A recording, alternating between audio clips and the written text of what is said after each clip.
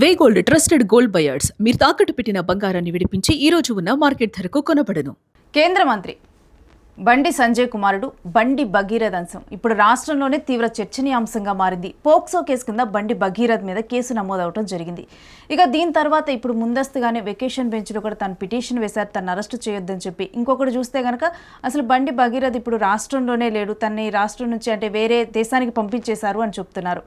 అసలు ఈ క్రమంలో బండి భగీరథ్ అరెస్ట్ అవుతాడా? ఎందుకంటే ముందస్తుగానే ఎవరైతే యువతి ఫ్యామిలీ తన మీద కేసేశారో తనకన్నా ముందుగానే తనను హనీ ట్రాప్ చేశారని చెప్పారు. మరి ఇదేమైనా ప్రభావం చూపిస్తుందా? బండి భగీరథ్ అంశంలో ఏం జరగబోతోంది ఏంటి అనేది ప్రెజెంట్ నాతో పాటు ఉన్నారు BJP official spokesperson advocate Nagendra Babu garu. వారితో మాట్లాడదాం. నమస్కారం సార్. నమస్కారం అమ్మా. పోక్సో కేసు అనేది చాలా కఠినమైన కేసు. దీంట్లో ఎవరు చిక్కుకున్నా కానీ ఎంత పెద్దవాళ్ళైనా కానీ తప్పించుకోలేరు అంటారు.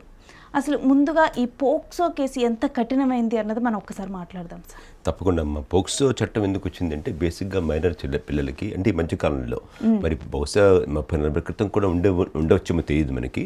మరి మీడియా ప్రభావం ఎక్కువ మంది తెలుస్తుందా లేకపోతే అసలు ఇప్పుడు అటువంటి సమాజంలో వికృత పోకలు పెరిగాయి తెలియదు, కానీ చైల్డ్ అబ్యూస్ కూడా పెరిగిందనేది వాస్తవం. మనం కూడా పేపర్ చదువుతున్నాం. సో దీన్ని దృష్టిలో ఉంచుకొని కఠినమైన చట్టమే తీసుకొచ్చారు. విక్టిమ్ సెంట్రిక్గా విక్టిమ్ని దృష్టిలో ఉంచుకొని అంటే కాంపెన్సేషన్ కూడా ఇచ్చేటువంటి అవకాశం ఉన్నట్టుగా నిబంధనలు బాగా కఠినతరం చేసి జైలు శిక్ష కూడా కాలపరిమితి మినిమం ఇంత శిక్ష పెట్టాలని చెప్పి ఉద్దేశంతో అలాగా కఠినంగా తయారు చేయడం జరిగింది. ఎటువంటి పరిస్థితుల్లో అసలు మన మధ్యకు రావాల్సి వచ్చింది చట్టం చెప్పాం కదమ్మా. ఇప్పుడు కాలమాన పరిస్థితులు మారుతూ ఉన్నాయి భారతదేశంలో, ప్రపంచవ్యాప్తంగా కూడా. బహుశా ఎకనామిక్ లిబరలైజేషన్ వల్ల మరి మంచి పరిణామం అంటే వస్తు ఉత్పత్తి పెరిగింది, సంపద పెరిగింది, జీడిపి పెరుగుతూ ఉంది, ఆర్థిక వనరులు పెరుగుతూ ఉన్నాయి, మనిషి యొక్క ఆర్థిక స్థితిగతులు పెరుగుతున్నాయి. దాంతోపాటు ప్యారలల్గా బహుశా మనిషి యొక్క వికృత రూపం కూడా పెరుగుతూ ఉంది అనిపిస్తూ ఉంది. సో దీన్ని దృష్టిలో ఉంచుకొని క్రైమ్స్ కూడా పెరుగుతాయి కాబట్టి ఇప్పుడు కూడా పార్లమెంట్ ఎప్పుడు కూడా ఆయా కాలానుగుణంగా ఆ చట్టాన్ని తీసుకొస్తారు. సో ఈ పరిస్థితుల్లో పార్లమెంట్ ఒత్తిడి ఉంది కాబట్టి డెఫినెట్గా మంచి చట్టం తీసుకొచ్చి పిల్లలకి రక్షణ కల్పించాలి అనేటువంటి సదుద్దేశం తీసుకున్న చట్టం. ఇన్ఫాక్ట్ నేను ఒక కేసు కూడా చేశానమ్మా. ఒక పార్టీకి ప్రధాన పార్టీ కార్పొరేటర్గా కాంటెస్ట్ చేసిన అతను ఓడిపోయాడు, కానీ అతను అదే ఫ్లాట్స్లో ఉంటుంటే ఒక అమ్మాయిని 14 ఏళ్ళ అమ్మాయిని అప్పుడే అమ్మాయి మెచ్యూర్ అయింది. సో ఆ అమ్మాయిని ఫిజికల్గా టచ్ చేయటము, కామెంట్స్ చేయటము, అంటే 2 చోట్ల సీసీ కెమెరా లేవు. అది లిఫ్ట్లోనూ స్టేర్ కేస్లో. మరి కిందకి వెళ్ళాలన్నా పైకి వెళ్ళాలన్నా లేదు, one has to use either lift or staircase కదా. అక్కడ అతను అబ్యూస్ చేయటము కరోనా ముందర జరిగింది సంఘటన ఇది. సో కరోనా టైంలో కూడా చాలా భయపడంతో గురైపోయింది అమ్మాయి. తర్వాత కరోనా అయిపోయిన తర్వాత she committed suicide by falling from the building. 5వ అంతస్తు నుంచి దూకి చనిపోయింది. చనిపోతూ నోట్ రాసింది. సో దాంట్లో పటిష్టంగా నేను ప్రాసిక్యూషన్ తరఫున చేసి కన్విక్షన్ కూడా ఇప్పించడం జరిగింది. Life time conviction. ఇప్పటికి కూడా జైల్లో ఉన్నాడు. హైకోర్టులో పెండింగ్ ఉంది. ఇది డిస్ట్రిక్ట్ జడ్జి కన్విక్షన్ ఇచ్చారు, స్పెషల్ కోర్టు కన్విక్షన్ ఛాలెంజ్ చేశారు. హైకోర్టులో పెండింగ్ ఉంది. ఛాలెంజ్ చేసినా కూడా దాంట్లో కూడా ఇంకా ఇంటర్మ్ రిలీఫ్ ఇవ్వలేదు, అంటే ఇంటర్మ్ బెయిల్ ఇవ్వచ్చు కావాలంటే. ఎందుకంటే pending dispose of the main case appeal we're now letting him off అని చెప్పొచ్చు. ఆ పరిస్థితి కూడా లేదు, ఇంకా జైల్లోనే ఉన్నాడు. ఓకే, ఇప్పుడు మన బండి భగీరథ కేసు విషయానికి వస్తే ఈ కేసులో మనం చూస్తే తన మీద కేసు నమోదు అవ్వటానికి ముందలే ఎవరైతే విక్టిమ్ లాగా ఇప్పుడు ఆ అమ్మాయి ఉందో, తన మీద వేధింపులకు గురయ్యా అని చెప్తున్నారో వాళ్ళ ఫ్యామిలీ మీద ముందుగానే బండి భగీరథ కేసు నమోదు చేశాడు. వీళ్ళు నన్ను హనీ ట్రాప్ చేశారు, వీళ్ళు నాతో పాటు నన్ను గుళ్ళకి వీటన్నిటికీ తీసుకొని వెళ్ళారు, తర్వాత నన్ను ఒక 5 కోట్లు డిమాండ్ చేశారు, భయపడి నేను ఒక 50,000 అయితే ఇచ్చాను అని చెప్పి ముందుగానే కేసు నమోదు చేశాడు. ఆ తర్వాత 2 రోజులకి ఇటు ఈ పాప వాళ్ళ ఫ్యామిలీ బయటకు వచ్చేసి బండి భగీరథ మా అమ్మాయికి మద్యం తాగించి 2025లో అఘాయిత్యానికి పాల్పడ్డాడు, తర్వాత తన మీద అసభ్యంగా ప్రవర్తించారంటూ తన మీద కేసు నమోదు చేయడం జరిగింది. ఇప్పుడు ఈ అంశంలో మనం కనుక చూసుకుంటే ముందస్తుగానే తను కేసు నమోదు చేశాడు కాబట్టి ఎటువంటి పరిణామాలు ఉంటాయి? ఈ విధంగా కనుక ఒకరి మీద ఒకరు కేసు నమోదు చేసుకుంటే పోక్సో వర్తిస్తుందా, వర్తించదా, ఏంటి? బేసిక్గా ఏ కేసు అయినా సరే ఆ కేసులో పూర్వపరాలు మనకి పూర్తిగా వాస్తవాలు తెలియకుండా కామెంట్ చేయలేం. ఇది వ్యక్తిగత విషయం. ఇప్పుడు నేను భగీరథ తరపున అడ్వకేట్గా ఉంటే నాకు I would have been private to the documents. మీరు చెప్పినట్టుగా మరి అంతకుముందే వీళ్ళే భగీరథ తరపునే కంప్లైంట్ ఫైల్ చేశారని చెప్తా ఉన్నారు, ఆ అమ్మాయి మీద హనీ ట్రాప్ చేశారని చెప్పి. తర్వాత సబ్సిక్వెంట్గా ఆఫ్టర్ కపుల్ ఆఫ్ డేస్ 2 రోజుల తర్వాత ఈ బండి సంజయ్ గారి అబ్బాయి భగీరథ గారి మీద కేసు పెట్టారు వాళ్ళని చెప్తా ఉన్నారు. సో ఈ వాస్తవాలు అవాస్తవాలు దాంట్లో ఉన్నటువంటి కాంటెంట్స్ ఏంటి, దీంట్లో ఉన్న కాంటెంట్స్ ఏంటి, కాంట్రడిక్షన్స్ ఏమైనా ఉన్నాయా, ఏవైనా పరస్పర వైరుధ్యంగా కనుక ఉంటే కోర్టు అప్పుడు ఆ మేరకు ఆ కంప్లైంట్ని నమ్మేటువంటి అవకాశం తగ్గుతుంది. కంప్లైంట్ ఎప్పుడు కూడా పటిష్టంగా ఉండాలి కదా. ఇప్పుడు అబద్ధాన్ని అన్నటువంటి చెప్పినప్పుడు అంటే తడికలాగా ఉంటుంది, కొద్దిగా వేగ్గా ఉంటుంది. స్పష్టంగా పటిష్టంగా ఉంటాం ఒకటి. 2, ఇప్పుడు ప్రస్తుతం నేను వాడి పేపర్ చూశాను, రీతిరాజ్ అంటే చాలా డీసెంట్ ఆఫీసర్ ఆవిడ డైరెక్ట్ IPS కూడా 2017-18 బ్యాచ్ అన్న గుర్తు. So she was now appointed as special investigator in this case by the government of Telangana. So ఒక DCP ఒక జిల్లా SP స్థాయి ఆఫీసర్కి ఆ కేసు అప్పచెప్పినప్పుడు we expect them to investigate థరోగా ఎవరితో ఇన్ఫ్లుయెన్స్ కాకుండా థరోగా చట్ట ప్రకారం ఇన్వెస్టిగేట్ చేసి ఇక్కడ తప్పు అయితే, ఒకవేళ కంప్లైంట్ కనుక తప్పు అయితే, ఇది పోక్సో కేసు కంప్లైంట్ తప్పు కనుక తప్పుడు కంప్లైంట్ ఫైల్ చేసేందుకు కాను, ఇంత రచ్చ చేసేందుకు కాను డెఫినెట్గా వాళ్ళ మీద కేసు పెట్టాలి. లేదు పోక్సో కేసే కరెక్ట్ అనుకోండి, అప్పుడు డెఫినెట్గా పోక్సో కేసులో నిందితులు ఎవరైనా సరే, చట్టం ఏం చెప్తుందంటే రాజ్యాంగం చట్టం, మీరు how you are law is still above you. మీరు ఎంత ఉన్నత స్థాయిలో ఉన్నా సరే చట్టం మీకంటే ఉన్నతంగానే ఉంటుంది.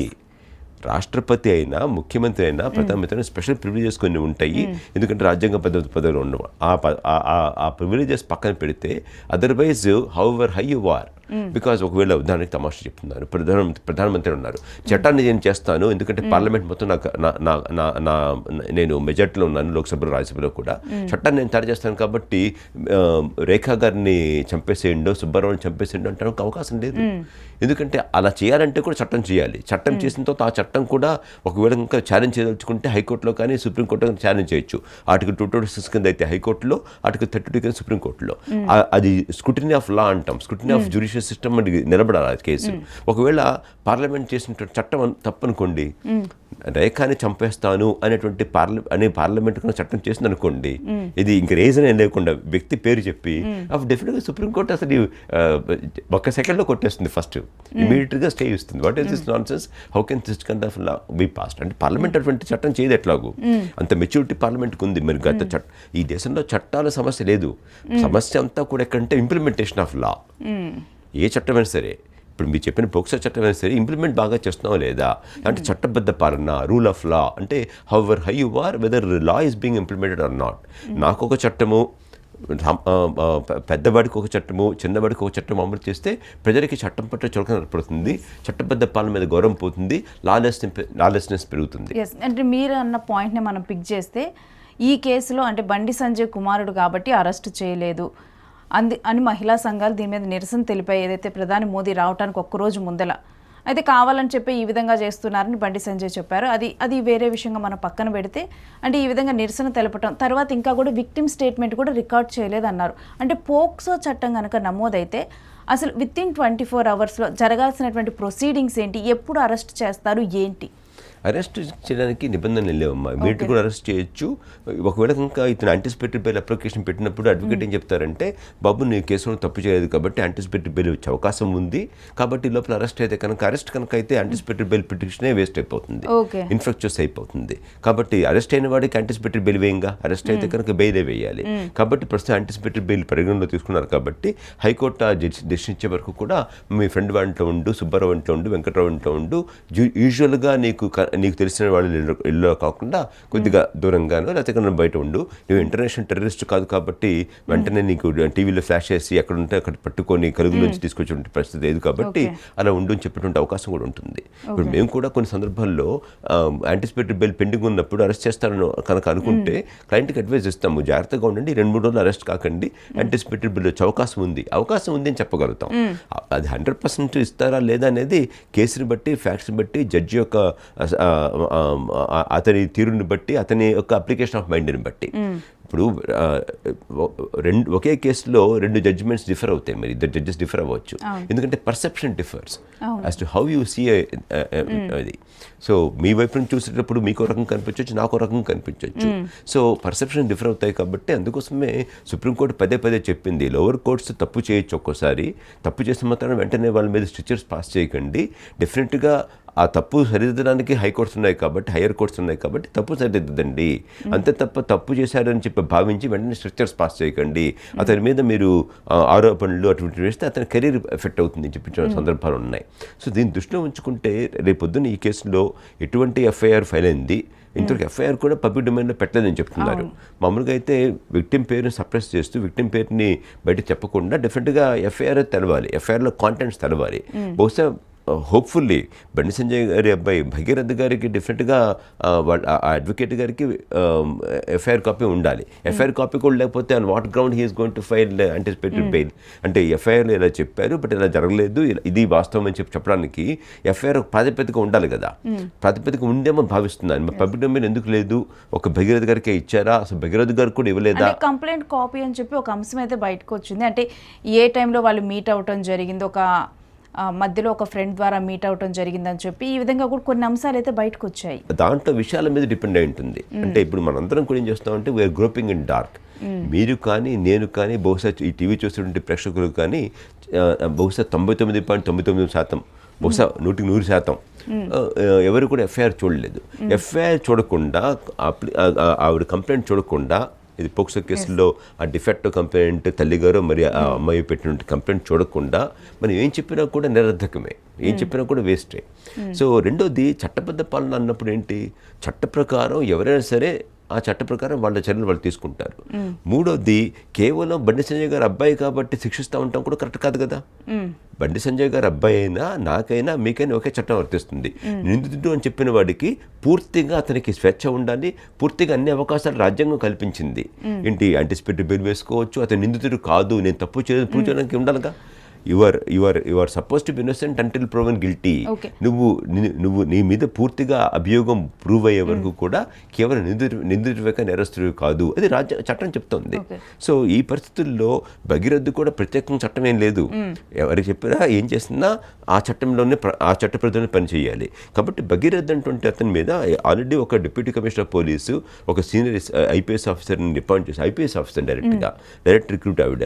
సో అపాయింట్ చేశారు. We expect them to investigate thoroughly, impartially, objectively, logically, rationally.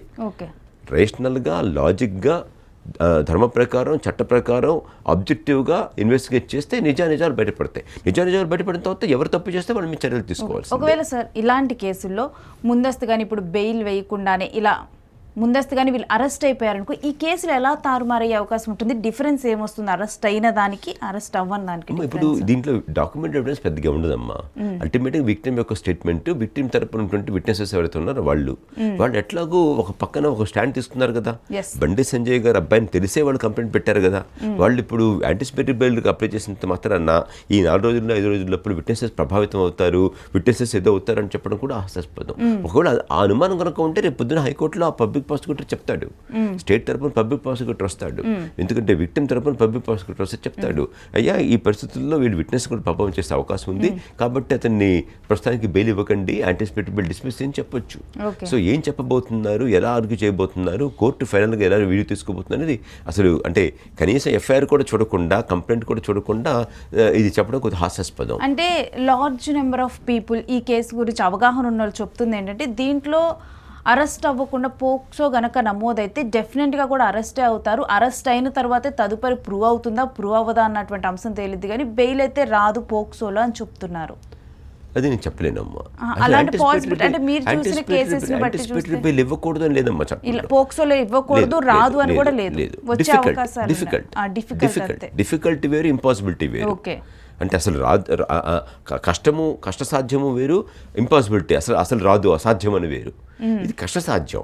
అసాధ్యమైతే కాదు. ఎందుకంటే ఉన్నటువంటి సందర్భాలు ఉదాహరణకి అసలు పూర్తిగా కనుక బాగా ఎస్టాబ్లిష్ చేయగలిగి ఏదైనా ఇంకా వాళ్ళ దగ్గర ఎవిడెన్సెస్ కనుక ఉండి ప్రైమరీ స్టేజ్లో ప్రైమ్ ఫేస్ కనుక కోర్టుకి ఎస్టాబ్లిష్ చేసి ఈ కేసు పూర్తిగా తప్పుడుగా పెట్టారు, కేవలం రాజకీయ కారణాలతో పెట్టారు అని కనుక చెప్పగలిగి ఆ రకమైనటువంటి సాక్ష్యాధారాలు కానీ ప్రాథమిక సాక్ష్యాధారాలు కోర్టు కనుక ప్రవేశపెడితే జడ్జి కన్విన్స్ అయితే ఇవ్వచ్చు విత్ కండిషన్స్ పెట్టొచ్చు. అయ్యా భగీరథ్ నువ్వు విదేశాలకు వెళ్ళొద్దు, భగీరథ్ నువ్వు హైదరాబాద్ దాటొద్దు, లేకపోతే పలానా పోలీస్ స్టేషన్కి వారానికి 3 సార్లు వచ్చి సంతకం పెట్టు, ఇంకా విద్యుత్తుని ప్రభావితం చేయొద్దు.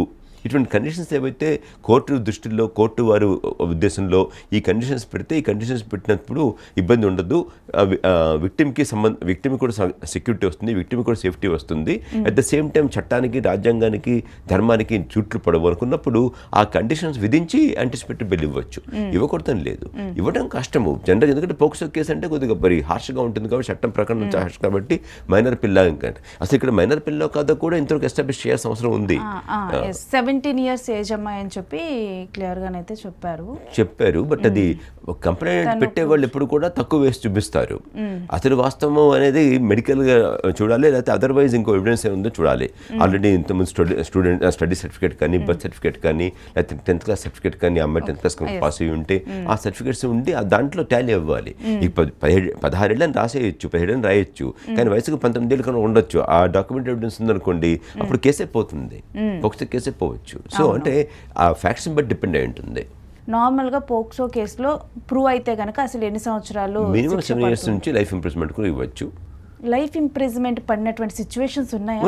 నేను ఇందాక చెప్పినటువంటి కేసులో లైఫ్ ఇంప్రిజన్మెంటే.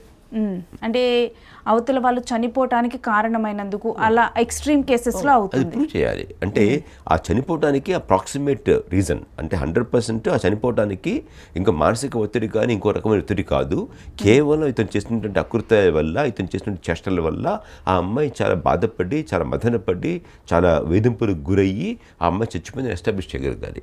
ఒక మనిషి ఆత్మహత్య చేసుకున్నంత మాత్రాన ఆ ఆత్మహత్యకి ఎవరో నిందితుడికి సంబంధం ఉందని చెప్పాల్సిన అవసరం లేదు. ఇప్పుడు సుప్రీంకోర్టు ఒక కేసు ఏం చెప్పిందంటే ఈ డైన్ డిక్లరేషన్ అంటే మరణభామనం ప్రకారం జడ్జిమెంట్ ఇచ్చేయచ్చు అని చెప్పారు. తర్వాత సుప్రీంకోర్టు మార్చుకున్నారు. మన తెలంగాణ కేసే రెడ్డి ఆ కేసులో సుప్రీంకోర్టు ఒపీనియన్ మార్చుకుంది. సర్కమ్స్టెన్షియల్ ఎవిడెన్స్ కూడా మ్యాచ్ కాకపోతే అవి కూడా మ్యాచ్ అయితేనే కన్విక్షన్ ఇవ్వాలి తప్ప merely on the base of dying declaration you can't give conviction అటువంటి జడ్జిమెంట్ కూడా వచ్చింది. ఎందుకంటే చనిపోయేవాడు నిజం చెప్తారని ఒకప్పుడు నమ్మకం, చనిపోయేటప్పుడు నిజం చెప్పతారని గ్యారంటీ లేనటువంటి సమాధానం ఉన్నాం కాబట్టి ఎవరి మీద కసి ఉన్నా కోపం ఉన్నా కూడా మామూలుగా యాక్సిడెంట్లుగా కిరోసిన్ కాదు ఫైర్ యాక్సిడెంట్ చనిపోయారు అనుకోండి, గ్యాస్ యాక్సిడెంట్లో కావాలని కోపం ఉన్నప్పుడు ఎవరి మీద చెప్పొచ్చు కదా, శరీరం చచ్చిపోతుందని నాకు ఆల్రెడీ కోపం ఉంది, నాకు కసి తీర్చుకోవాలని చెప్పి. సో ఆ సర్కమ్స్టెన్షియల్ ఎవిడెన్స్ కూడా మ్యాచ్ అవ్వాలి. మేర్లీ బికాస్ అంటే ఒకప్పుడు జడ్జిమెంట్ మారింది. సుప్రీంకోర్టు కూడా చాలా సందర్భాల్లో తన యొక్క స్టాండ్ని మార్చుకుంటూ ఉంటుంది. ఏ రోజైతే ఇచ్చిందో ఆ రోజు నుంచి ఆ పర్టికులర్ జడ్జిమెంట్ అమల్లో ఉంటుంది. ఆ judgement becomes sort of precedent for the whole country. But అదే జడ్జిమెంట్ తరతరాలు ఉండాల్సిన అవసరం లేదు. పరిస్థితులను బట్టి జడ్జిమెంట్ మారుతుంది, దాని యొక్క అప్పుడు ఇంప్లిమెంటబిలిటీ, దాని యొక్క ఎఫికసీ త్రూఅవుట్ ద కంట్రీ కూడా మారుతుంది. ఇదే కేసులో విక్టిమ్ సైడ్న అంటే కొన్ని అంశాలు అయితే బయటకు వస్తూ ఉన్నాయి. ఏదైతే బండి సంజయ్ కుమారుడు భగీరథ్ పెట్టినటువంటి కేసులో తను ఎఫ్ఐఆర్లో ఏం పెట్టారన్న అంశం కనుక మనం చూస్తే, అంటే మేము పెళ్ళి అనే అంశం అయితే ప్రస్తావనకు వచ్చింది. పెళ్లి చేసుకోవాలనుకున్నారు ఫస్ట్ అని చెప్పి, అందుకని చెప్పి టెంపుల్స్కి వీటన్నిటికీ తిరిగారు అని చెప్పి వాళ్ళ సైడ్ నుంచి చెప్పారు. దీంట్లోనేమో తిను చెప్పింది ఏంటంటే భగీరథ్ వీళ్ళు నన్ను హనీ ట్రాప్ చేశారు, టెంపుల్స్కి వీటన్నిటికీ తిప్పి ఇప్పుడేమో నన్ను పెళ్లి చేసుకోమని కోరుతున్నారు, కావాలని చెప్పి ట్రాప్ చేశారు, 5 crores డిమాండ్ చేశారు, ఇప్పుడు నేను 50,000 అయితే కట్టానని చెప్పి ఇంకా తర్వాత భయపడ్డానని చెప్పి తాను చెప్పారు. ఈ ఎఫ్ఐఆర్ ప్రకారం చూసుకుంటే కనుక ఒక లాయర్గా థింక్ చేస్తే అసలు ఎటువంటి వాదనలు కోర్టులో జరిగే అవకాశం ఉంటుంది సార్? ఈ కేసు ఎలా టర్న్ అయ్యే అవకాశం ఉంటుంది? అంటే వాస్తవాన్ని పూర్తిగా తెలియకుండా కామెంట్ చేయలేం, కానీ డెఫినెట్గా మాట చెప్పారు అంటే డెఫినెట్గా కొంత ప్రూఫ్ ఉండాలి. గుడికి వెళ్ళారు అంటే ఫొటోస్ దిగుండి ఉంటారు. అంత క్లోజ్ అయినప్పుడు ఈ రోజుల్లో ప్రతి సెల్ ఫోన్ ఉన్న ప్రతి మనిషి ఒక ఫోటోగ్రాఫర్ అయిపోయాడు. ఇంకా గట్టిగా చెప్పారంటే ప్రతి సెల్ ఫోన్ ఉన్నటువంటి వాడు జర్నలిస్ట్ కూడా అయిపోయాడు. ఇప్పుడు తీసుకొచ్చి ఎక్కడైనా సోషల్ మీడియాలో పోస్ట్ చేయొచ్చు. సోషల్ మీడియా అంటే ఒక రకంగా జర్నలిజమే కదా. సో ఆ పరిస్థితుల్లో మరి ఇంత విస్తృతంగా cell phones, iPhones, smart phones ఉన్న ప్రతి సెల్ ఫోన్కి అసలు డిఫాల్ట్ కెమెరానే. ఆ కెమెరా కూడా హై ఎండ్ కెమెరాస్. ఇప్పుడు ఐఫోన్ ఏదో ఉంది, ఏదో చాలా హై ఎండ్ కెమెరా అంటారు. సో ఇటువంటివన్నీ ఉంటాయి. సో కాబట్టి డిఫరెంట్గా అటువంటి ప్రూఫ్ కనుక ఉన్నప్పుడు ఆ ప్రూఫ్ని డిఫరెంట్గా ప్రొడ్యూస్ చేస్తారు. సో బట్ ఆఫ్ కోర్స్ అది మ్యానిపులేటెడ్ డాక్టర్డ్ ఫోటోగ్రాఫా కాదా అనేది కోర్టు నిర్ధారించుకుంటుంది. అది ప్రాథమికంగా కనుక జెన్యూన్ ఫోటో ఉన్నప్పుడు అది కూడా ఆ అంశాన్ని కూడా పరిగణలో తీసుకుంటారు. మరి మీరు చెప్పినట్టుగా కనుక భగీరథ గారే ఎఫ్ఐఆర్ ఆల్రెడీ పెట్టారు, ముందే ఎఫ్ఐఆర్ పెట్టారు. ఆ అమ్మాయిని వాడి తరపు వాళ్ళు అతని హనీ ట్రాప్ చేశారని, గుళ్ళు గోపురాలు తిప్పారని, తర్వాత డబ్బులు డిమాండ్ చేశారు, 5 కోట్ల రూపాయలు డిమాండ్ చేశారని, 50,000 రూపాయలు పర్ ఫోర్స్ ఇవ్వాల్సి వచ్చిందని మీరు చెప్పిన మాటలు కోరారని చెప్పి. సో మీరు చెప్పిన మాటలే నాకు కూడా తెలియదు. నాకు I have no first hand information. అవన్నీ కనుక వాస్తవాలు అయ్యి అవన్నీ కనుక వాటి తగినటువంటి కొంత ప్రాథమికంగా ప్రూఫ్స్ కనుక ఉంటే ఆ ప్రూఫ్స్ కనుక చూపిస్తే కోర్టు నమ్ముతుంది. రేపు రేపు ఇస్తారు. In fact probably they can even go to the extent of even applying for quashing the case. అంటే ఎందుకు సార్ ఆ పెళ్లి అనే వర్డ్ ఎఫ్ఐఆర్ లో నమోదు అవటం వల్ల? పెళ్ళనే కాదు, అంటే అప్పుడు కాబట్టి చీటింగ్ అవుతుందేమో అదే పరిశీలించాలి. మారిపోయే అవకాశాలు ఉంటాయంటారు మీరు? అంతే కదమ్మా. ఇప్పుడు వాస్తవమా అవాస్తవమా అసలు అమ్మాయి వయసు ఇంతవరకు నిర్ధారించాలి ఫస్ట్. మరి ఇంతవరకు ఎఫ్ఐఆర్ పబ్లిక్ డొమైన్ రాలేదు. ఒకవేళ ఆ అమ్మాయి వయసు డిఫరెంట్గా మైనర్ అన్నప్పుడు మిగతా కొంత వస్తుంది. అప్పుడు consent of minor is not consent, no consent in the eyes of law. ఒకవేళ కాన్సెంట్ ఇచ్చినా కూడా మైనర్ అనేటువంటి అమ్మాయి ఆ కాన్సెంట్ చట్ట ప్రకారం కాన్సెంట్గా తీసుకోకూడదు. అది కూడా దృష్టిలో ఉంచుకోవాలి. సో మన ఫ్యాక్ట్స్ ఎక్కువ తెలియదు మనకి. బండి సంజయ్ ఇప్పుడు కేంద్ర మంత్రిగా ఉండటం కానీ ఇవేవి కూడా తన కొడుకు మీద నమోదైనటువంటి కేసులు కానీ వీటిని కానీ ఇన్ఫ్లుయెన్స్ చేయలేవు అంటారు మీరు? డెఫినెట్గా. ప్రధానంగా law and order state subject. Law and order అనేది రాష్ట్ర ప్రభుత్వం విధి. కేంద్ర ప్రభుత్వంలో ఎంత పెద్ద మంత్రి అయినా సరే రాష్ట్ర ప్రభుత్వం విధి విధానాలు, రాష్ట్ర ప్రభుత్వం చెప్పు చేతుల్లో ఉంటుంది పోలీస్ వ్యవస్థ. అన్ఫార్చునేట్గా యాక్చువల్గా రాష్ట్ర ప్రభుత్వం చెప్పు చేతుల్లో ఉండకూడదు, చట్టం చెప్పు చేతుల్లో ఉండాలి. కానీ దురదృష్టవశాత్తు మన రాష్ట్రంలో కూడా ఈ పోలీస్ రిఫార్మ్స్ తీసుకురాలేదు. కాబట్టి పోలీస్ వ్యవస్థ రాజకీయంగా అనుగుణంగా పనిచేస్తుంది అనుకున్నా కూడా రాజకీయ ఎవరి చేతుల్లో ఉంది? వాళ్ళ తెలంగాణలో రేవంత్ రెడ్డి చేతుల్లో ఉంది, కాంగ్రెస్ పార్టీ చేతుల్లో ఉంది. కాంగ్రెస్ పార్టీకి బండి సంజయ్ గారి మీద ప్రేమ ఉండాల్సిన అవసరం లేదు. వీరైతే హట్ చేద్దాం అనుకుంటారు. వీరైతే నాలుగు ఇంకా ఎక్కువ వేసి ఏదైనా హరాస్ చేద్దాం. తన పని తాను చేసుకుపోతుందంటూ ఆల్రెడీ కూడా సీఎం రేవంత్ రెడ్డి స్టేట్మెంట్ ఇచ్చేసారు ఈ అంశంలో. అంటే ఆ మాట అంటున్నారు కానీ నిజంగా ఆ పని జరుగుతుందో లేదో తెలియదు. అది మీరు చెప్పాలి. అది ఇప్పుడు చట్టం తన పని తను చేసుకుపోతే సమస్య ఉండదు, అసలు మనం చర్చ కూడా పెట్టక్కర్లేదు. అంటే ఈ భగీరథ్ కేసులో చూస్తే ఇప్పుడు పోక్సో కేసు కానీ ఏదైనా కేసులు నమోదైన తర్వాత ఆ కేసు కనుక తీవ్రతరంగా ఉంటే, అంటే కనిపించకుండా పోయారు, పరారులో ఉన్నారు అని చెప్పి, అంటే వేరే ప్రాంతాల్లో వాళ్ళు తలదాచుకుంటూ ఉంటారు. ఒక్కసారి కేసు నమోదైన తర్వాత పోక్సో లాంటి కేసులు వాళ్ళు వేరే ప్రాంతాలకు వెళ్ళటం కానీ, దేశం విడిచి వెళ్ళటం కానీ, ఈ అంశాలు న్యాయంలో ఎలా పరిగణించబడతాయి చట్టాలలో? ఎఫ్ఐఆర్ ఫైల్ చేసిన తర్వాత ఏ కేసు అయినా సరే ఆ కేసు తీవ్రత దృష్ట్యా ఆ కన్సర్న్ సబ్ ఇన్స్పెక్టరు ఆ కన్సర్న్ డిఎస్పీకి, కన్సర్న్ డిఎస్పీ ద్వారా కన్సర్న్ ఎస్పీకి ఒక రిక్విజిషన్ వెళ్తుంది. అక్యూజ్డ్ తప్పించుకునే అవకాశం ఉంది కాబట్టి ఇతను రెడ్ కార్డ్ నోటీస్ ఇష్యూ చేయండి, లేకపోతే పాస్పోర్ట్ సీజ్ చేయండి అని, లేకపోతే కండిషన్ పెట్టచ్చు. లేదు ఆల్రెడీ అతను వెళ్ళిపోయాడు అన్నప్పుడు కనీసం విదేశాలకు వెళ్లకుండా రెడ్ కార్డ్ నోటీస్ ఇష్యూ చేయండి అని చెప్పంటే అప్పుడు ఇది మొత్తం భారతదేశం, అంటే ఇది ఒక విచిత్రమైన వ్యవస్థ. ఇదేంటంటే ఈ ఇంటర్నేషనల్ పోలీస్, ఇంటర్పోల్ అంటాం మనం. ఇంటర్పోల్ ఏంటంటే ఒక్కొక్క దేశానికి ఒక్కొక్క ఏజెన్సీని వాళ్ళు నియమించుకున్నారు. ఇప్పుడు Interpol Telangana police, Andhra police, Karnataka police, West Bengal police, మళ్ళీ Telangana police, Hyderabad police, Mahabubnagar police, Nirmal police, అలా ఇంటరాక్ట్ అవుతే చాలా కన్ఫ్యూజన్ ఉంటుంది వాళ్ళు ఇంటర్నేషనల్ ఆర్గనైజేషన్. కాబట్టి భారతదేశం మొత్తానికి ఒక నోడల్ ఏజెన్సీ, ఏ దేశానికైనా సరే ఒక్కొక్క నోడల్ ఏజెన్సీ పెట్టుకున్నారు అనమాట.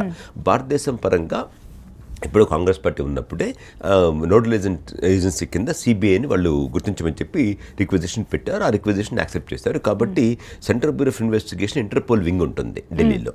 ఆ ఇంటర్పోల్ వింగ్ ద్వారా ఈ ఇందా చెప్పిన సబ్ ఇన్స్పెక్టర్ దగ్గర నుంచి వచ్చిన బజారు ఏదైతే ఉందో అది డిఎస్పీకి, డిఎస్పీ నుంచి ఎస్పీకి, ఎస్పీ నుంచి అక్కడికి వెళ్ళాలి, ఢిల్లీ వెళ్ళాలి. అప్పుడు ఢిల్లీలో ఏం చేస్తారంటే ఇటువంటివి దేశం మొత్తం మీద 100, 400, 500 వస్తే అవన్నీ కలిపి ఇంటర్పోల్కి ఇన్ఫార్మ్ చేస్తే 500 మంది కేసుల మీద వాళ్ళ మీద ఇంటర్పోల్ నోటీస్ జారీ చేస్తుంది. లుక్అవుట్ నోటీస్ ఇవ్వచ్చు, రెడ్ కార్డ్ నోటీస్ అనొచ్చు, ఎల్లో కార్డ్ నోటీస్, రకరకాల నోటీసులు ఉంటాయి. ఆ పరిస్థితుల దృష్ట్యా వాళ్ళు ఆ నోటీస్ ఇస్తారు. అప్పుడు ఆ నిందితుడు కనుక ఆ లిస్టులో పేర్కొంటున్న నిందితుడు కనుక విదేశాల్లో ఎక్కడ ఎయిర్పోర్ట్లో ఉన్నా కూడా, ఎందుకంటే విదేశంలో మీరు ప్రయాణించారంటే నౌక ద్వారా కానీ విమానాల్లో కానీ, నౌక ద్వారా ప్రయాణించేది తగ్గిపోయింది వాళ్ళ. ఇదంతా మనం 1940s మహాత్మా గాంధీ గారు, వల్లభాయ్ పటేల్ గారు ఉన్న టైంలో, ఇప్పుడంతా విమానాలు. కాబట్టి ఇంటర్నేషనల్ ఎయిర్పోర్ట్స్లో మీరు కంపల్సరీగా పాస్పోర్ట్ మీరు వెరిఫై చేయాలి కాబట్టి వాళ్ళు అక్కడ మీ పాస్పోర్ట్ నెంబర్ కొట్టగానే రెడ్ కార్నర్ కనిపిస్తుంది. రెడ్ కార్నర్ ఎందుకంటే రెడ్లో కనిపిస్తుంది, ఒక హైలైట్ అవుతుంది. వెంటనే అతన్ని అక్కడ ఆయా దేశాల్లో అరెస్ట్ చేయొచ్చు. అంటే ఏ దేశాలతో అయితే ఇంటర్పోల్ వ్యవస్థ ఉందో, ఏ దేశాలతో అయితే ఇంటర్పోల్ ఒప్పందం కుదుర్చుకుందో ఆయా దేశాల ఎయిర్పోర్ట్స్ నుంచి కనుక ఆ నిందితుడు కనుక వెళ్ళిపోతుంటే అక్కడ అరెస్ట్ చేస్తారు. అతన్ని అప్పుడు అక్కడ అరెస్ట్ చేసి కన్సర్న్డ్ కంట్రీకి, కన్సర్న్డ్ పోలీస్ స్టేషన్ ఇన్ఫర్మేషన్ వస్తుంది. మా దేశంలో పలానా మీరైతే రెడ్ కార్నర్స్ అడిగారో అతన్ని అరెస్ట్ చేశాము, ఇతను ఇక్కడ ఉన్నాడు, తదుపరి చర్యలు మీరు తెలియజేయండి అని. అప్పుడు ఇక్కడ నుంచి టీం వెళ్ళటమా లేకపోతే అతను చర్యలు చేపట్టి అతన్ని తీసుకొస్తారు. ఈ ఇంటర్పోల్ వ్యవస్థలో దుబాయ్ లేదా సార్? నిందితులు కానీ ఏదైనా కేసులు నమోదైన వాళ్ళు కానీ ఎక్కడికి వెళ్ళారంటే దుబాయ్లో తలదాచుకున్నారు అని ఎక్కువగా వింటుంటాం. లేదు, ఇంటర్పోల్కి దుబాయ్ కూడా ఉంటే గుర్తు నాకు. చాలా దేశాలతో ఒప్పందం ఉంది భారతదేశానికి. డెఫినెట్గా అంటే ఇంటర్పోల్లో మరి రెడ్ కార్నర్ ఇష్యూ చేస్తారో తెలియదు. దుబాయ్కి వెళ్ళటం ఒక ఆస్పెక్ట్ అమ్మా. దుబాయ్కి వెళ్ళడానికి ముందర రెడ్ కార్నర్ ఇష్యూ చేస్తారు ఒక ఆస్పెక్ట్. రెడ్ కార్నర్ ఇష్యూ చేయలేదు అనుకోండి, మీరు దుబాయ్కి వెళ్ళొచ్చు, ఎక్కడికైనా వెళ్ళొచ్చు. అంటే ఇప్పుడు మీరు చెప్పినట్లు ఎయిర్పోర్ట్లో ఉంటేనే వీళ్ళని అరెస్ట్ చేస్తారా? అంటే ఆ దేశం ఎయిర్పోర్ట్లో అయినా కానీ, లేకపోతే ఇప్పుడు దుబాయ్లో ఏ మూలన ఉన్నా కానీ వాళ్ళని అరెస్ట్ చేసి తీసుకొని రావచ్చా? అది కష్టం. అంటే ఆ దేశ పోలీసులకి ఇప్పుడు మన దేశంలో మన నిందితులు పట్టుకోవడానికి మన వ్యవస్థ సరిపోట్లా. హైదరాబాద్లో ఉన్నటువంటి పోలీస్ ఫోర్స్ 10,000 మంది పోలీస్ ఫోర్స్. ఇవాళ కనీసం నాంపల్లి క్రిమినల్ కోర్ట్స్లో అలాగే మిగతా క్రిమినల్ కోర్ట్స్లో బహుశా 10,000-12,000 వారెంట్స్ పెండింగ్ ఉన్నాయి. అంటే మన దేశంలో నిందితుల్ని మనమే పట్టుకోలేకపోతున్నాము. So we can't expect Dubai police or US police to catch hold of someone. By chance దొరికితే, బై ఛాన్స్ ఇన్ఫర్మేషన్ ఉంటే అక్కడ ఎవరైతే ఈ విక్టిమ్ తరపున పట్టించుకొని మన ఆఫీసులో పనిచేస్తున్నాడు, మీరు చర్యలు చెప్పండి ఇన్ఫర్మేషన్ ఉండి ప్రొయాక్టివ్గా కనుక ఇన్ఫర్మేషన్ ఇస్తే అక్కడ ఏజెన్సీ పట్టుకోవచ్చు. కానీ అదర్వైజ్ అంత అలాగా ఉండదు. ఎందుకంటే 98% of these criminals, even assuming that they're criminals, they're not international criminals. వాళ్ళేమీ టెర్రరిస్ట్ కాదు. నేను నార్మల్గా ఒక పెద్ద క్రిమినల్స్ అయితే ఎలా అన్నది అడిగాను. ఈ పోక్సో గురించి, బండి భగీరథ్ గురించి కాకుండా నార్మల్గా అడిగాను. అది నేను సో డెఫినెట్గా ఏంటంటే అది అంటే ప్రొయాక్టివ్గా పోలీస్ డిపార్ట్మెంట్కి ఆయా దేశాల్లో తెలిసేటువంటి అవకాశం లేదు. కానీ డెఫినెట్గా ఏంటంటే వాళ్ళు ఎక్కడికి వెళ్ళాలన్నా సరే విమానంలో వెళ్తారు కాబట్టి ఆ దేశం నుంచి ఇండియా రావాలన్నా, ఆ దేశం నుంచి ఇంకో దేశంకి వెళ్ళాలన్నా, ఆ దేశంలో ఒక ప్రాంతం నుంచి ఒక ప్రాంతంకి వెళ్ళాలన్నా, అమెరికా చాలా పెద్ద దేశం, ఉదాహరణకి మూడు రెట్లు ఉంటుంది భారతదేశంతో కంపేర్ చేస్తే. ఆ దేశంలో ఒక ప్రాంతం నుంచి ఒక ప్రాంతానికి వెళ్ళినప్పుడు అక్కడ మీరు డెఫినెట్గా ఐడెంటిటీ కింద పాస్పోర్ట్ ఉంటుంది కాబట్టి పాస్పోర్ట్ నెంబర్ కొట్టగానే అక్కడ ఐడెంటిటీ వస్తే డెఫినెట్గా he will be detain in the concern airport. ఆ ఎయిర్పోర్ట్ అని ఆపేస్తారు. సో ఆ చర్యలు ఇంటర్పోల్ వ్యవస్థ చూసుకుంటుంది, దానికి భారతదేశానికి సంబంధం లేదు. కేవలం ఇన్ఫర్మేషన్ ఇవ్వటము, ఇంటర్పోల్లో రిజిస్ట్రీలో మన ఆ నిందితుడి పేరు వెళ్ళటం వరకే చూసుకోవటం బాధ్యత. ఆ తర్వాత ఇంటర్పోల్ వ్యవస్థ చూసుకుంటుంది. అలాగే ఆయా దేశాల పౌరులు ఇండియాలో కూడా ఉండి ఆయా దేశాల్లో కనుక క్రైమ్ చేసి వచ్చారని చెప్పి ఇంటర్పోల్ ఇన్ఫర్మేషన్ ఉంటే ఇక్కడ కూడా అరెస్ట్ చేస్తాం. మనం అరెస్ట్ చేస్తే ఆ దేశానికి ఇన్ఫార్మ్ చేస్తాం. అంటే బైలాటరల్, ఇవన్నీ కూడా మల్టీలేటరల్ అగ్రిమెంట్స్, అంటే వివిధ దేశాల మధ్య ఒప్పందం కాబట్టి మన దేశంలో అటువంటి వాళ్ళు ఎవరైనా దొరికినా కూడా మనం ఆయా దేశాలకు ఇన్ఫార్మ్ చేస్తాము. ఆయా దేశాల్లో మనవాడు ఎవరైనా ఇటువంటి వాడు దొరికితే ఆయా దేశాలు ఇంటర్పోల్ వ్యవస్థ మనకి ఇన్ఫార్మ్ చేస్తుంది. సో ఇప్పుడు ఫైనల్గా మనం బండి భగీరథ అంశం కనుక మనం చూస్తే, సో దీంట్లో పాసిబిలిటీస్ చూస్తే తనకి బెయిల్ రాదు, పోక్సో కింద నమోదు అవటం వల్ల అన్నారు. కానీ ఇప్పుడు మీరు చెప్పిన దాని ప్రకారం ఇలా బెయిల్ రాదు అలాంటి ఏమీ లేవు, వచ్చే ఛాన్సెస్ ఉన్నాయి, రాకపోను ఛాన్సెస్ ఉన్నాయని మీరు చెప్తారు ఫైనల్గా. పోక్సో చట్ట ప్రకారం కష్టసాధ్యం. ఫ్యాక్ట్స్ అండ్ సర్కమ్స్టెన్సెస్ మీద డిపెండ్ అయి ఉంటుంది. ఫ్యాక్ట్స్ సర్కమ్స్టెన్సెస్ ఎస్టాబ్లిష్ చేయగలిగితే అసాధ్యం కాదు. అంటే యాంటిసిపేటెడ్ బెయిల్ ప్రొవిజన్ సస్పెండ్ చేస్తూ ఏమి లేదు పోక్సో యాక్ట్లో. SC/ST యాక్ట్లో ఉంది ఫర్ ఎగ్జాంపుల్, అటువంటి ప్రొవిజన్ లేదు ఈ చట్టంలో. SC/ST యాక్ట్లో బెయిల్ రాదు. అందుకోసమే SC/ST కేసు మేమేం చేస్తాము, ఇంతకుముందులో 482 కింద, ప్రస్తుతం 512 కింద మేము క్వాష్ పిటిషన్ వేస్తాము. అంటే దురదృష్టవశాత్తు ఆ ప్రొవిజన్ లేదు కాబట్టి ఏం చేస్తాము అంటే పార్లమెంట్ ఆ చట్టం ఆమోదించింది, సుప్రీంకోర్టు కూడా దాన్ని ఫైనల్గా కన్ఫర్మ్ చేస్తుంది. కాబట్టి మేమేం చేస్తాము, ఒక నిజంగా కనుక తప్పు చేయలేదు అని భావిస్తే ఆ కేసుని ఎస్టాబ్లిష్ చేసుకుంటూ క్వాష్ వేస్తాము. కేసు క్వాష్ అయిపోతుంది కాదు, కేసు కొట్టేస్తారని కాదు. అప్పుడు కనీసం ఆ హైకోర్టులో క్వాష్లో ఒక ఇంటరిమ్ ఆర్డర్ వస్తుంది, not to take coercive steps అని. యాంటిసిపేటరీ బెయిల్ అనే ప్రొవిజన్ లేదు కాబట్టి not to take coercive steps equivalent to anticipatory bail. ఇప్పుడు నాకు బాగా గుర్తు, ఎప్పుడో ఒక దశాబ్ద కాలం క్రితం ఒక sub inspector sub inspector of police ఆయన భార్య వచ్చారు ఆఫీస్కి. వాళ్ళు బీసీ కమ్యూనిటీ. వాళ్ళ అబ్బాయి, ఇద్దరు అబ్బాయిలు, ఒక పెద్ద అబ్బాయి ఒక అమ్మాయిని ప్రేమించాలని అనుకున్నాడు. ఈ ప్రేమ అనేది కూడా చాలా డైసీవ్ టర్మ్. అంటే ఇద్దరు కలిసి కాఫీ తాగి ప్రేమ అనుకుంటున్నారా, మనసులు కలిసి, అభిప్రాయాలు కలిసి, జీవితం అంతా కలిసి ప్రయాణం చేద్దాం అనుకున్నారా, క్లారిటీ లేకుండా ఇన్ఫాక్చుయేషన్, లస్ట్, లవ్ అన్నీ ఒక పదం అయిపోయింది ఇప్పుడు. సో మొత్తం మీద ఆ కుర్రాడు కొద్ది అమాయకుడు. నాకు తర్వాత తెలిసింది, ఆ కుర్రాడితో కూడా మాట్లాడాను. ఆ కుర్రాడు కొంత నమ్మేశాడు ఇది ప్రేమ అనుకొని. అంటే సింపుల్గా చెప్పాలంటే ఒక సాఫ్ట్ డ్రింక్లో ఇద్దరు కలిసి స్ట్రా తాగి అదే ప్రేమ అనుకున్నారు. ఆ అమ్మాయి కూడా ప్రేమ అని చెప్పేసింది. ఇవి నిజంగా నమ్మాడు. నమ్మి ఇంట్లో కూడా చెప్పకుండా పారిపోయి పెళ్లి చేసుకుందాం అనుకున్నాడు. ఇంట్లో చెప్పొచ్చు కదా, కుర్రాడు అబ్బాయి కదా, ఒప్పుకుంటారు లేదో తర్వాత తల్లిదండ్రులకు తెలిసి వాళ్ళు పెళ్లి చేసుకున్న లోపల అబ్బాయికి నచ్చ చెప్పి వెడ్డింగ్ కార్డు ప్రింట్ చేసి ఊరికి తీసుకెళ్ళి, పల్లెటూరుకి తీసుకెళ్ళి, ఆ అమ్మాయి దళిత మహిళ, పెళ్లి చేశారు. అంటే అర్థం ఏంటి? తల్లిదండ్రులు యాక్సెప్ట్ చేశారు కదా, ఆ సెకండ్ ఇన్స్పెక్టర్ ఆఫ్ పోలీసు, ఆయన భార్య, ఆయన కుటుంబం యాక్సెప్ట్ చేశారు కదా. ఇంకా అక్కడ ఎస్సీ అనేటువంటి భావన లేదు కదా వాళ్ళకి. మంచి చెడు కానీ అయిపోయింది. కాపురం చేశారు, బిడ్డ పుట్టింది, అబ్బాయి పుట్టింది. పుట్టిన తర్వాత ఏదో కారణాల వల్ల ఇద్దరికి మనస్పర్ధలు వచ్చి అమ్మాయి చాలా వెచ్యూపరేటివ్గా, చాలా అబ్యూజివ్గా మాట్లాడటము, ఆ పరిస్థితుల్లో నా దగ్గర రావటము, వెంటనే దానికి తగిన పరిష్కారం చెప్పడము, మేము డైవోర్స్ వేయటము, ఈ లోపల వాళ్ళు ఈ ఎస్సీ ఎస్టీ కేసు పెట్టడము. అది ఇప్పుడు హైకోర్టులో మనం ఎస్టాబ్లిష్ చేశాను. మీరు ఆశ్చర్యపోతారు, సెకండ్ ఇన్స్పెక్టర్ గారి భార్య సబ్ ఇన్స్పెక్టర్ గారు కాళ్ళు పట్టుకున్నారు. అయినా నాకు ఇప్పుడే గుర్తు చెప్పాడు, 30 ఏళ్ల సర్వీస్లో నేను ఒక్క తప్పు చేసేసా, ఒక ఛార్జ్ మెమో నా మీద లేదు, నేను నిజాయితీగా పనిచేశాను. ఇప్పుడు కనుక నిన్ను కనుక అరెస్ట్ అయితే, ఎందుకంటే ఎస్సీ ఎస్టీ కేసులో యాంటిసిపేటెడ్ బెయిల్ లేదు కాబట్టి, సో అరెస్ట్ కనుక అయితే ముందర ఏంటంటే రిటైర్మెంట్కి ఒక 6 నెలల సంవత్సరం ఉంది అతనికి. ఇమ్మీడియట్గా అవుతుందంటే గవర్నమెంట్ ఆయనకి పెన్షన్ బెనిఫిట్స్ ఇవ్వదు. పిఎఫ్ కానీ మిగతా కానీ ఉంటుంది. 40 లక్షలు 30 లక్షలు రావాలి. నిజాయితీ పట్టుకు చాలా పెద్ద అమౌంట్ అది. వాళ్ళు దానికి ప్లాన్ చేసుకుంటారు, ఇల్లు కట్టుకోవాలనో ఏదో వాళ్ళ జీవితాన్ని చక్కపరచుకోవడం కోసం ప్లాన్ చేసుకుంటారు. అవన్నీ ఆగిపోతాయండి. ముందర నామర్థం అండి, పరువు నష్టం అండి అని కళ్ళమ్మటి నీళ్లు.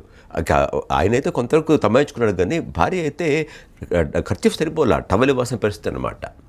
కన్నీరు మున్నీరుగా ఏడవటం ఎంత బాధాకరం అది. చివరికి హైకోర్టులో వేయటము, ఫార్చునేట్గా నిజాయితీపడిన జడ్జిలు ఉన్నారు కాబట్టి ఆ జడ్జి కన్విన్స్ అవ్వటము, ఇద్దరికి కూడా పూర్తి రిలీఫ్, నో కోరిస్టివ్ స్టెప్స్ అని. కానీ అదే జడ్జి గారు, అది కరెక్ట్ కూడా నా ఉద్దేశం, అదే జడ్జి గారు తర్వాత నేను మళ్ళీ పిటిషన్ వేసి, అబ్బాయి తరపున పిటిషన్ వేసి, సేమ్ కేసే కదా, అబ్బాయి మరి తప్పు చేయలేదు, అబ్బాయి కూడా సేమ్ రిలీఫ్ అంటే జడ్జి గారు ఇవ్వలేదు. నేను జడ్జి గారిని ఓపెన్ కోర్టులో చెప్పాను అప్పుడు, హైకోర్టు జడ్జి గారిని, మీరు అవకాశం ఇస్తే 2 minutes, if you kindly grant 2 minutes time, I'll be able to convince your lordships అంటే, no I don't want to be convinced, నవ్వుతూ, I don't want to be convinced. నేను ఆ తప్పు పట్టట్లా, అంటే మెచ్యూరిటీ ఆఫ్ ఎ జడ్జ్ చెప్తా ఉన్నాను. ఎందుకంటే after all he is a man who married that girl. So let him suffer, let him face the consequences. Why should we give relief to him అని చెప్పారు. ఇమ్మీడియట్గా నేను చేశాను స్ట్రాటజిక్గా, when I knew the judge's mind, there is no point in pursuing the matter beyond a point. అయ్యా kindly permit withdraw అని చెప్పి వెంటనే petition తీసుకుని వెనక్కి, నేను I may be permitted to withdraw the petition అని చెప్పి రాసేస్తే సంతకం పెడితే ఇంకా దాని మీద అడ్వర్స్ ఆర్డర్ ఉండదు. ఓకే, లేకపోతే అడ్వర్స్ ఆర్డర్ ఉందనుకోండి, నెగిటివ్ ఆర్డర్ ఉందనుకోండి, రేపు పొద్దున ట్రయల్లో అతనికి ఇబ్బంది అవ్వచ్చు. ఇప్పుడు మీకు గ్యారంటీగా రాదు అని తెలిసినప్పుడు ఇంకా మూర్ఖత్వం. నేను గ్యారంటీగా తలకాయ పగిలిపోతుంది అన్నప్పుడు వెళ్ళి కొండను ఢీ కొట్టకూడదు కదా. సో ఢీ కొట్టమెందుకు, క్లయింట్ నష్టపోతాడు. విత్డ్రా చేసుకున్నాం. తర్వాత అతను మరి యాంటిసిపేటెడ్ బెయిల్ లేకపోతే ఈ సస్పెన్షన్ ఆఫ్ లేదు కాబట్టి అతను జైలుకి వెళ్ళాడు. ఒక 1 week 10 days చెప్పాను పిలిచి, బాబు సెషన్స్ బెయిల్ కాబట్టి టైం పడుతుంది, మేజిస్ట్రేట్ బెయిల్ తొందరగా అవుతుంది, ఎందుకంటే సెషన్స్ కోర్టులో ఫైల్ చేయటము, అది మళ్ళీ కేసు మేడ్ ఓవర్ అవ్వాలి, మళ్ళీ అక్కడ ఆ కన్సర్న్ సెషన్స్ జడ్జికి ఫైల్ రావాలి, ఇవన్నీ కూడా కనీసం 1 week 10 days పడుతుంది. 10 రోజుల పాటు ప్రిపేర్ అవ్వు, వెట్ట సాఫ్ట్వేర్ ఉద్యోగం కదా, పర్లేదు, కంపెనీ మునిగిపోలేదు, అది గవర్నమెంట్ ఉద్యోగం అయితే సస్పెన్షన్ గట్రా ఉంటాయని చెప్పడము, అతను లోపలికి వెళ్ళటము, తర్వాత బయటకు రావటము, వచ్చిన తర్వాత ఆఫీస్కి వచ్చి చెప్పాడు, సార్ మంచిది ఏంటంటే నా జీవితం కొద్ది తెలుసు అని చెప్పాడు. నేను కూడా సంతోషపడ్డాను. సో అంటే ఆ మెచ్యూరిటీ కొద్దిగా వచ్చింది అతనికి, అది కొద్దిగా హాస్యాస్పదంగా ఉండొచ్చు కానీ, సో ఫైనల్గా బట్ రిలీఫ్ వచ్చింది ఆ రకంగా. ఎందుకంటే ఆ చట్టంలో అటువంటి ప్రకటన లేదు కాబట్టి, అంటే నాట్ విత్స్టాండింగ్ ఎనీథింగ్ కంటైన్డ్ అని చెప్పి ఒక ప్రొవిజన్ పెట్టి ఆ చట్టంలో ఈ యాంటిసిపేటెడ్ ప్రొవిజన్ సస్పెండ్ చేశారు, అసలు లేకుండా చేశారు. కానీ పోక్సోలో లేదు. పోక్సోలో మీరు కనుక ఎస్టాబ్లిష్ చేసుకుంటే పూర్తిగా వాస్తవమైన కేసు, ఉదాహరణకి అమ్మాయి మేజర్ అనుకోండి, అంటే విచ్ ఈజ్ ఎవిడెన్స్, అసలు అంటే ఎవిడెన్స్ కనపడుతుంది అక్కడ, కళ్ళకు కట్టినట్టు కనపడుతుంది. ఉదాహరణకి 10th class సర్టిఫికేట్ తీసుకొచ్చి రేపు పొద్దున ప్రాసిక్యూషన్ చంప చాచి కొట్టేటట్టుగా ఎక్యూజ్ తరపున వేశారనుకోండి, ఆ అమ్మాయి 19 ఏళ్ళు 20 ఏళ్ళు ఎస్టాబ్లిష్ చేశారనుకో, నాకు తెలియదు ఫ్యాక్ట్స్, వేశారనుకోండి కేసు ఎలా ఉంటుంది అప్పుడు? సో పోక్స్ అయితే పోతుంది కదా, అప్పుడు పోక్స్ పోయినప్పుడు మిగతా ఉంటాయా లేదా దాంట్లో బీన వల్ల అయితే కోర్టు నిర్ణయించుకుంటుంది. సో అంటే ఆ పరిస్థితులను బట్టి ఆ కేసులో బలాలను బట్టి ఉన్న సాక్ష్యాధారాలు, ప్రాథమిక సాక్ష్యాధారాలను బట్టి కోర్టు నిర్ణయిస్తుంది. కష్టం అంత మాత్రం అసాధ్యం మాత్రం కాదు. Okay, right, thank you sir. Thank you. So ఇక భగీరథ అంశంలో కనుక మనం చూసుకుంటే చాలామంది కూడా అంటే తన అంశంలో ఏం జరగబోతోంది, ఎందుకంటే పోక్సో కనుక నమోదైతే అసలు బెయిల్ రావటం కష్టం, సో ఆల్మోస్ట్ బెయిల్ రాదని చెప్తున్నారు. కానీ దీని ప్రకారం ఇప్పుడు ఎందుకంటే ఇక్కడ భగీరథ కూడా ఆల్రెడీ ఆ అమ్మాయి మీద కేసు అవ్వటం జరిగింది, ఇటు వాళ్ళ ఫ్యామిలీ కూడా భగీరథ మీద కేసు వేశారు. ఈ 2 పిటిషన్ కనుక విచారించినప్పుడు అసలు ఏం జరుగుతుంది అనేది మాత్రం దీంట్లో పెళ్లి అనే అంశం ఒకటి ప్రస్తావనకు వచ్చింది కాబట్టి ఆ అడ్వకేట్స్ తీసుకున్నటువంటి వాదనని బట్టి పూర్తిగా కూడా ఆ రోజు బెయిల్ వస్తుందా రాదా అన్నది మాత్రం మనకి తేలనుంది తప్పితే ముందుగానే పోక్సో నమోదైనంత మాత్రాన బెయిల్ రాదు అనేది మాత్రం లేదని మనకు అర్థమవుతుంది.